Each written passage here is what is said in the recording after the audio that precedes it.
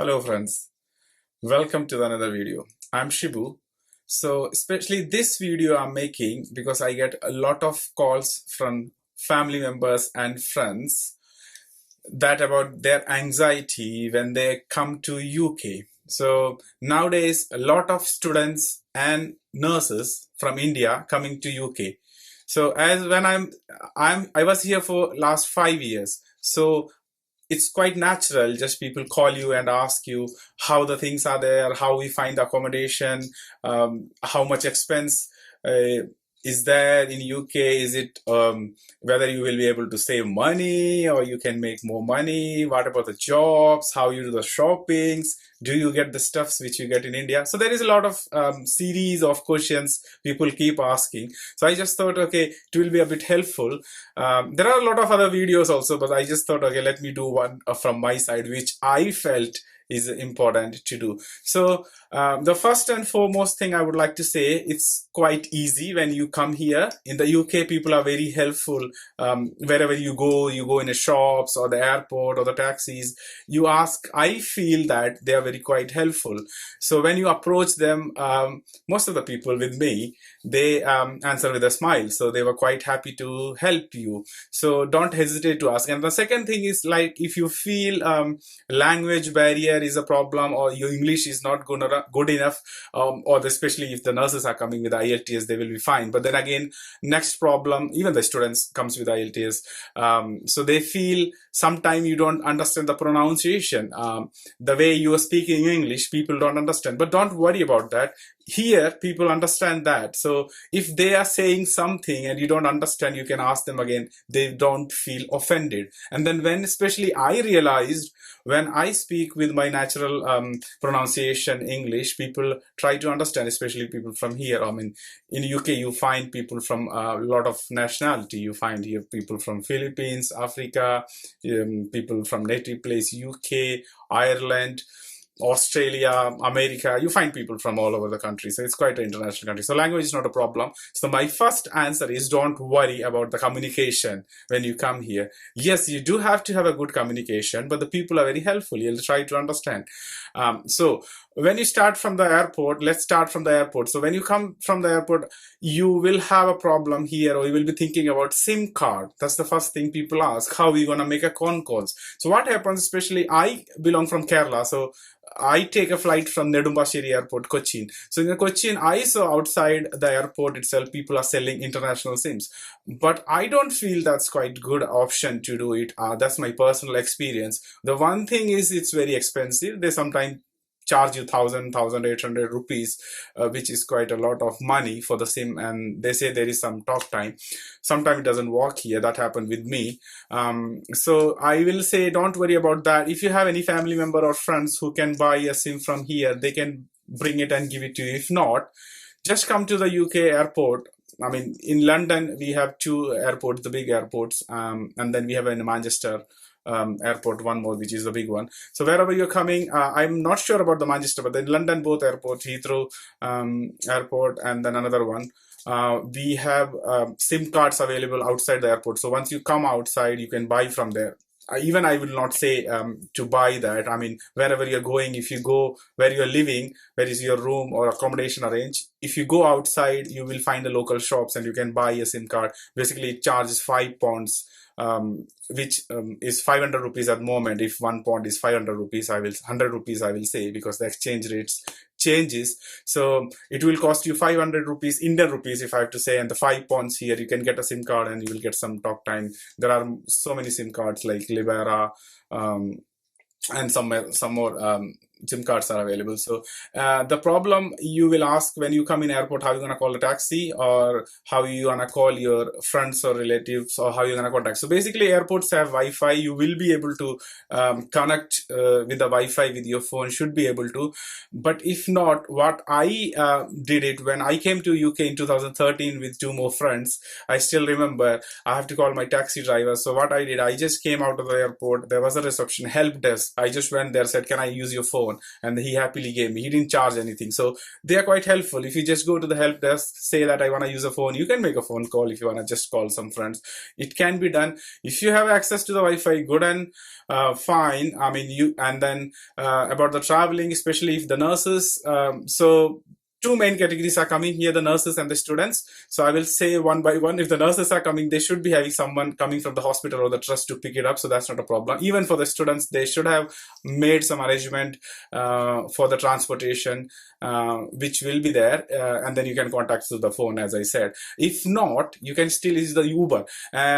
Uber and Ola, both applications are working in UK, and I personally use Uber, and the good thing is, like, I have application Uber here in UK, the same application I use in India to call the taxi. So if you are using Uber in India, you don't have to do anything, just use the same application. The problem comes with the payment.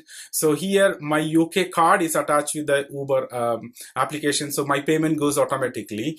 But when I reach to India, what I do, I have to change how I'm gonna pay. So I'll change it to the Indian rupees, so I'll give it a cash. But whereas here I pay just from the bank, so I don't have to do anything. The money automatically goes from my account. But then you have an option in a Uber application, you can change, pay in a local currency. So you can pay in a pound. Definitely when you're coming to UK, you will be having some at least 100 pounds in your hand, so you can just pay that. So that's about the transportation. And the accommodation, people ask. So the accommodation, generally, again, for the nurses, most of the trust provide the accommodation at least for 3 months, which is free. Students has to arrange. Some of the colleges provide, some doesn't. But then if you are looking for a accommodation, there are a lot of websites you can try from India itself. Some of them are Rightmove, Zoopla, Open Rent. There are some websites. I will leave it the details in the description. You can have accommodations checked. The main thing I would like to say about the accommodation here, when you check for, there should be a contract like 6 months, 1 year, 3 months. So always go for the lesser period of contract. The reason why, because when you come here, you don't like and you want to change the accommodation, sometimes it's a bit fussy, like you lose money when you break the contract, or you change the house, so you will be a bit stressful. So don't go for that. The main advice from me, or the suggestion from me, will be like, take the minimum amount of contract, like 3 months, you will get it. So you can search the accommodation online.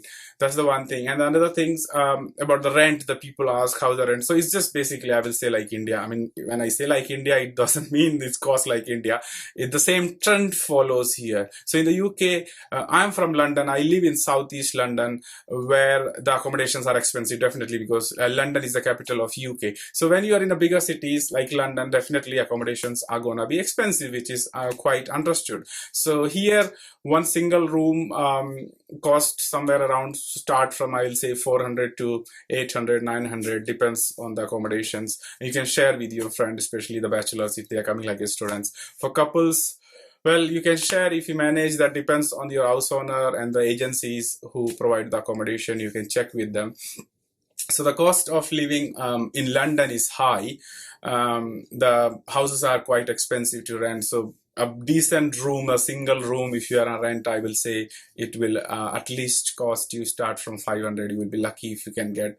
And if it is in central London, near London Bridge or Paddington, it's going to cost you one room, the minimum 800 to 900 pounds. You can convert it to the Indian rupees. So that's about the accommodation. So again, for the nurses, I don't think so there will be a bigger problem for the nurses. But then for students, I think it's a bit struggle. I understand because I came on work visa and I work as a nurse, so I never experienced those problems. But the students might have to search their own accommodation, which can be difficult, but then that's not a problem here. I mean, you can do online, or you have friends, you can do that. So basically, and then look for the accommodation, just check if all the bills are included. So when you take a house here, it comes in a two-way, bills included and bills not included. So bills like you have electricity bill, you have a council tax, you have a Wi-Fi, so you're gonna pay separately for that on top of your rent. Or when they say everything is included, that means you're just gonna pay the rent. You don't have to worry about that. The house owner or the agency will be paying. So basically, it's better if you just take everything included, because then you have to register with the council and then separately you're gonna pay the bills. But whatever way you find find it cheaper is up to you. So this is about the accommodation. Next things, again, for the nurses it won't be that much problem, but the students sometimes they say, I just ask with some of the students to carrying the cash. So how you gonna bring the cash? So the cash, mainly you can bring the travel money. From the India in the agencies, you can ask them, which is called travel money, or from the bank you can ask the travel money. For the next thing, most of the people ask how to bring the cash. So especially the students have this problem, because they say they can't bring a lot of amount of cash, because it will be problem to keep it in the room. If they are sharing with so many people, there is a issues that they might lose the cash. So I would suggest you can get a travel money. So in India, there are agencies, or from the bank, you can get a travel money. It's like a check. You can take it for the UK. You can just say you want it for UK. So you can bring a travel money, or if you don't know, you can just inquire about more. You can bring it that. You can bring some cash here, which the people, generally students, bring it. Some pound, you can convert Indian monies to the pounds and you can bring it here. So for the nurses, again, it's more easy. When they come here, automatically they get bank accounts sorted out quickly than the students. And then their salary will be coming. So then they just need to survive for 1 month, and then they don't have to pay for the accommodation. That also will be deducted from their salary. So basically nurses have less expense to pass that first month. They will be more comfortable but the problem for the students, I think it's more difficult for them. There is a lot of expenses they might have to pay, advance for the house and buying things for their day-to-day activities, which can be a problem. So they can just bring some less amount of cash, I will say, and then they even also get the letter from their colleges to open a bank account, and then you can open a bank account and then deposit the money, or then if you wanted, you can transfer the money from India. Carrying a credit card from India and using it, I will not recommend, though it just says it charges 2% interest. There are some international credit card. If you are fine with that, if you know it's working fine and you don't bother about the charges, and then more than welcome is more safer way to do that. But then again, you can open a bank account here quickly, and then you can have some money in that, and then you start using the cards, your ATM cards. So it's more digital money transactions are here than the cash, so which is a good thing. The next thing I would like to say about the people ask the luggage, what luggage they can bring, especially the eatables. I personally try to travel light, so I will suggest the same thing. Don't bring a lot of things with you, which will be a problem for you to get in. But then people, especially for people from India, I mean, we love to carry a lot of luggage with us. So if you're coming to the first time, and then you can bring your clothes and everything, you will get it here at the same rates. I mean, there are shops when you can find clothes in the cheaper rates. So that's not a problem. So even about the clothes, I will say no need to bring a lot of clothes with you. And then food items, so especially non-veg. Even previously, in the previous years when I used to come, there was no much restriction about the non-veg food like meat and fish and all. But then now they're getting more strict. So I will advise not to bring more pickles, non-veg food, personally I feel. But still people bring, it's fine. If they don't check you, don't hold you, it's your luck, just go for it. But I will not recommend that, and I don't bring actually mostly non-vegetarian items in my luggage. Next thing the people ask, food items, do we get India? So generally here we have a supermarkets called Tesco, Asda, Lidl, Sainsbury. These are the big supermarket. You might get most of the things there. Few Indian things you can get. Along with that, always whichever place you are living, either in London or outskirts, you will be having somewhere Asian shops or the Asian market where you can get everything. I mean, especially people coming from Kerala, they will be worried about kappa, which is tapioca, ertekya, which is a big banana, and then especially few of our rural local food like chena, kappa, chem, all those things you can get it there. So that's a bit of surprise. So you don't have to bring that. Especially your masalas, everything you will get here in the Asian shop. Maybe the quality you might don't feel the same. I mean, it should be the export quality, but then if you want to bring something from home, you're more than welcome. But then again, I will say bring it in a lesser quantity. You don't need to bring a lot of, but still people love to bring their own masalas, turmeric, chili powders in a large quantity. But then if you're coming the first time, I would say just bring it for little much. And even sometimes students think about bringing a lot of rice and all those things. They think is more expensive here. I don't think so. So just bring little, not much. That will reduce your luggage and the weightage. So you can get everything here. Basically, that's the thing I have to say. Especially people coming from Kerala, I would like to say, if they can get kodampuli, which is in my place it's called kodampuli, which is a black, looks like a black puli, not the long one. So here it's expensive when you compare to the Indian prices. So you can bring just a little bit. I mean, no need to for much. That is also a little bit is more than for to make so many mean curries. So you can bring that one. And another thing I would like to say, so many students told me, please mention this one is about the comb. So you will be wondering why I am speaking about the comb, looking at my head. So here, combs I didn't see in the shops. The comb when I'm talking about the Kerala. Basically, guys use it, which they put their fingers and then use that one. And then I see they love their combs. So those type of combs I didn't see here in the shop. It might be there, but I never saw that.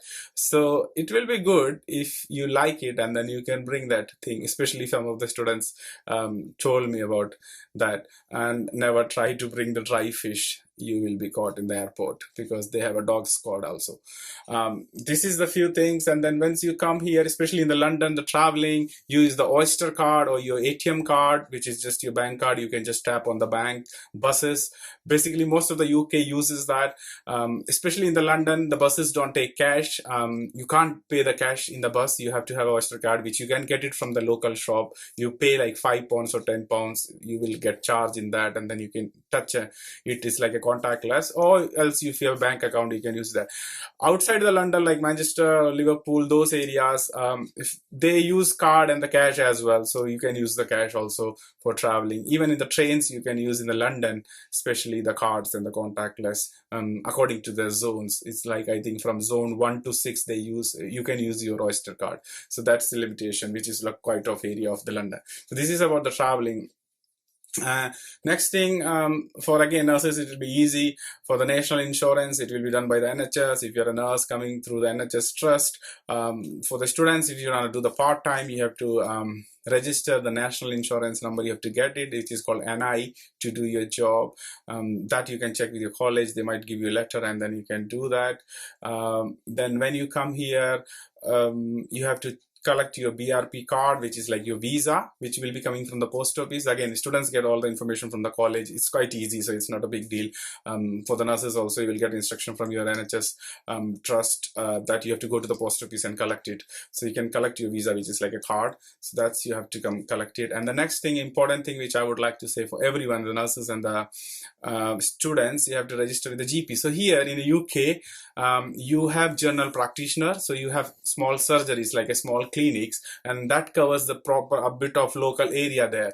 And then every person in the UK should have their NHS number. So how you get this NHS number?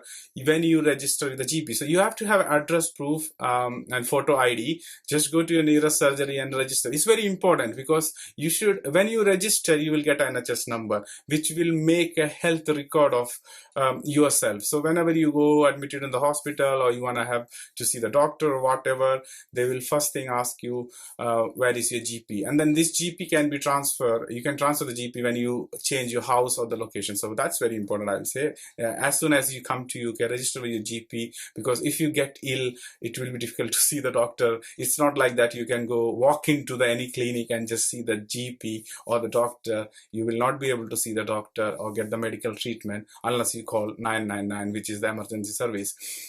So just go and get it registered. You will get the number. You will have a GP, so you know where to go when you get ill.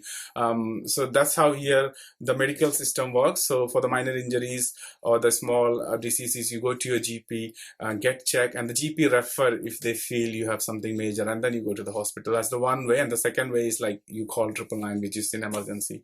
This is about the GP. Then some things comes about driving license. You can take it. Generally, when I came, it was like 6 months you have to be here, and you can apply for the driving license if you wish to, or you can use it for 1 year, the Indian license, which automatically works as an international license here here, but then again I will say once you come, just don't start driving, because the rules are, it is not different, it's the same rules, but the thing is different. What I say here, people follow the rules and it's very strict. So it's just the basic rules, but then it's better first you drive with someone who drives in UK and get used to how the things work, and then you go jump into the back side of the car.